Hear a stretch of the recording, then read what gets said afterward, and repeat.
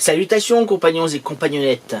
Aujourd'hui nous sommes le 1er juillet 1940. Il s'en est passé des choses au mois de juin et juillet 1940. Le 3 juillet prochain nous parlerons de Marcel Clémire. Aujourd'hui c'est la ligne Maginot. Alors pour tous ceux qui aiment le béton armé et les bunkers, vous allez être servis. La ligne Maginot qui contrairement à une croyance populaire ne s'est pas rendue. Les troupes de forteresse ont résisté jusqu'au bout.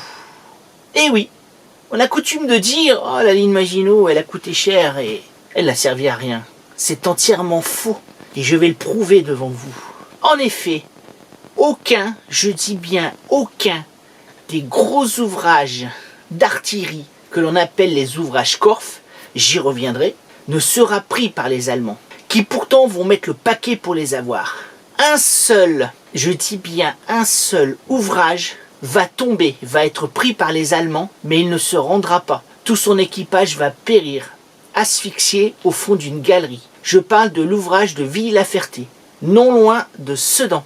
C'est le dernier ouvrage Korff qui termine la ligne Maginot sur son ouest. Et je vous expliquerai pourquoi cet ouvrage est tombé aux mains des Allemands. Alors par contre, évidemment, en ce qui concerne les bunkers isolés et ce qu'on appelle les ouvrages MOM, j'y reviendrai aussi, là beaucoup se sont rendus. Mais on ne parle pas de la même chose. Et les Allemands vont mettre le paquet. Et ils vont tout utiliser pour détruire les bunkers, pour prendre cette ligne Maginot qui leur résiste. Tout, les Stuka, les bombardiers, les canons anti-chars de 88 qui ont tiré à bout portant sur les cuirassements. Et des canons sur rail, des obusiers lourds. Ils sont allés jusqu'au 420 mm. Mais la ligne Maginot a tenu. Elle a rendu hommage à son slogan « On ne passe pas ». Ils ne sont pas passés. Il a fallu que le 1er juillet 1940, des commissions d'armistice des officiers français aillent toquer aux portes des forts envoyés par le général Hunzinger pour que les officiers des bunkers daignent enfin se rendre à l'ennemi. Oui, nous devons garder en mémoire le sacrifice de certains hommes de ces troupes de forteresse. Nous devons leur rendre hommage. Nous avons un devoir mémoire par rapport à ces gens qui ont bien rempli leur rôle. Et nous pouvons être fiers aussi de M. André Maginot, qui est à l'origine de cette ligne, qui portera son nom après sa mort. Ah, si la ligne Maginot avait été construite jusqu'à la mer du Nord, jusqu'au nord de Dunkerque, tout aurait été différent. Je vais vous expliquer pourquoi. Mais d'abord, intéressons-nous à ce monsieur Maginot. André Maginot est juste avant le déclenchement de la Première Guerre mondiale, un sous-secrétaire d'État à la guerre.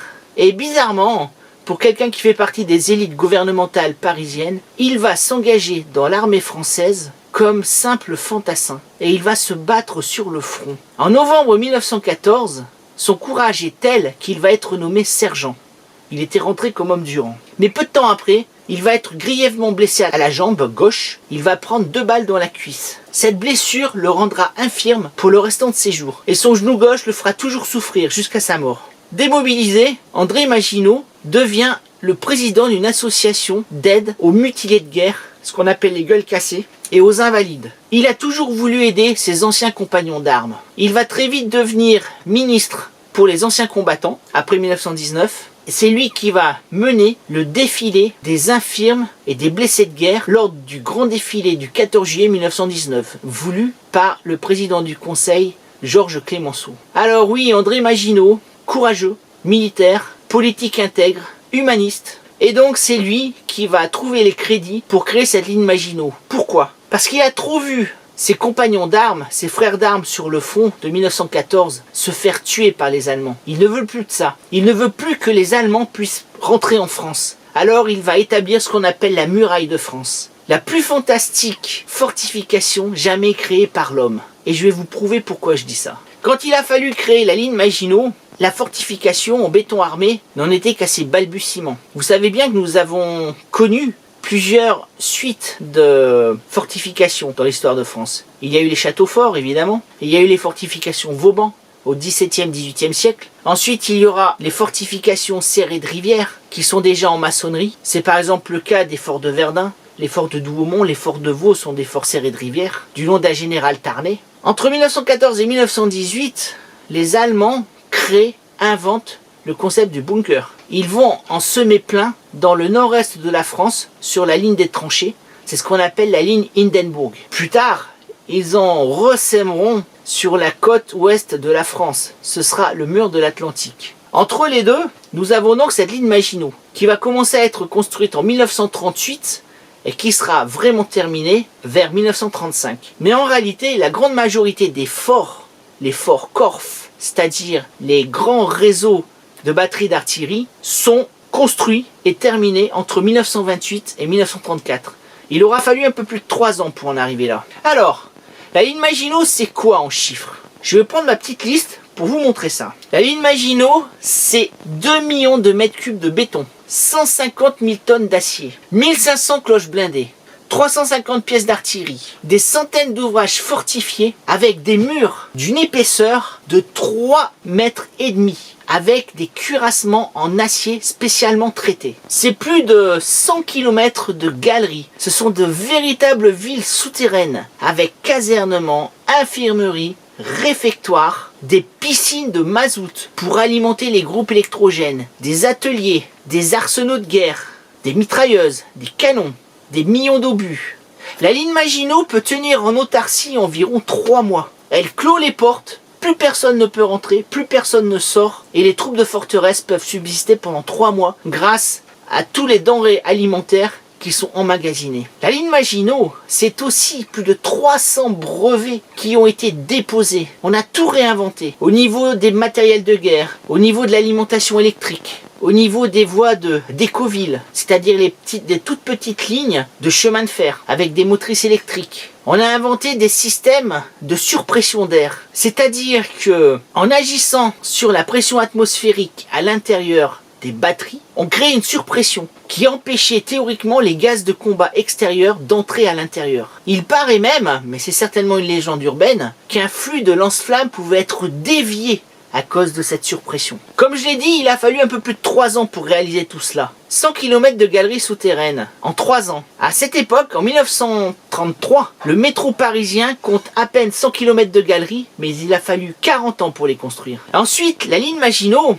c'est là où c'est génial, c'est que ce sont des batteries d'artillerie et des lignes mitrailleuses qui sont dirigées vers l'ennemi, donc vers l'Est, l'Allemand, et vers le Nord. Et ces batteries, ces ouvrages défensifs sont reliés par des galeries souterraines au casernement, aux véritables villes souterraines dont j'ai parlé, qui sont elles-mêmes reliées à l'arrière des collines, à l'entrée du matériel, des vivres et des soldats. Ce qu'il y a d'ingénieux, c'est que tous les tracés d'artillerie, tous les angles de tir ont été calculés au mètre près. C'est-à-dire que tous les forts, qui sont à peu près espacés d'une dizaine de kilomètres, grosso modo, s'épaulent les uns les autres. Un peu comme dans la Légion romaine et dans la phalange grecque, où chaque fantassin était protégé par le bouclier de son voisin de droite, chaque fort protège les autres. Il suffit qu'un fort soit attaqué par des troupes du génie allemandes, par exemple, et les 2 forts à sa droite et à sa gauche vont appuyer des tirs pour éliminer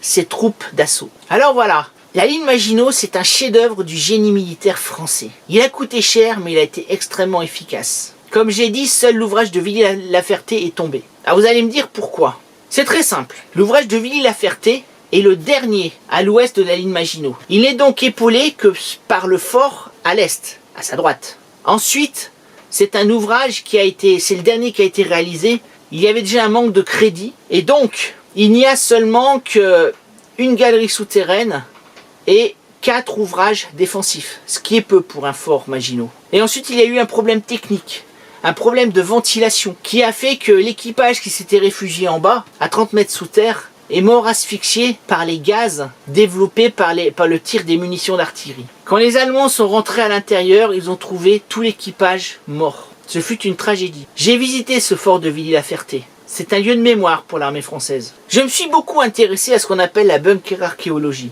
c'est-à-dire l'étude des fortifications du XXe siècle. De même que je m'intéresse beaucoup à l'étude des fortifications du Moyen-Âge et de l'Antiquité.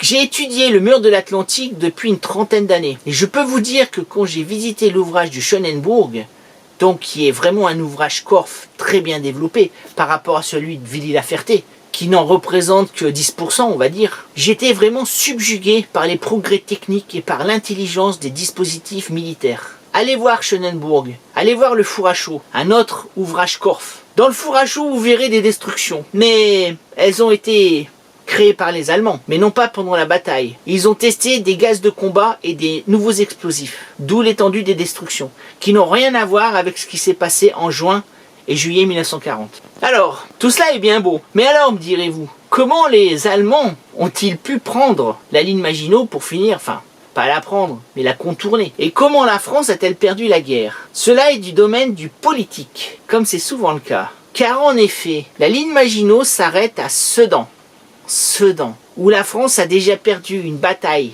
très importante au 19e siècle, en 1870, qui a vu l'écroulement du Second Empire. Sedan, c'est le débouché de la forêt des Ardennes, du massif forestier et montagneux des Ardennes. Sedan, ce massif des Ardennes qui devait être infranchissable, selon l'avis de tout le grand quartier général des armées françaises, à commencer par le général Gamelin. Tous les officiers français pensaient que les Ardennes étaient impénétrables aux divisions blindées allemandes. Tous sauf un. Et non, ce n'est pas le général de Gaulle, parce qu'il ne s'en est pas vanté dans ses mémoires.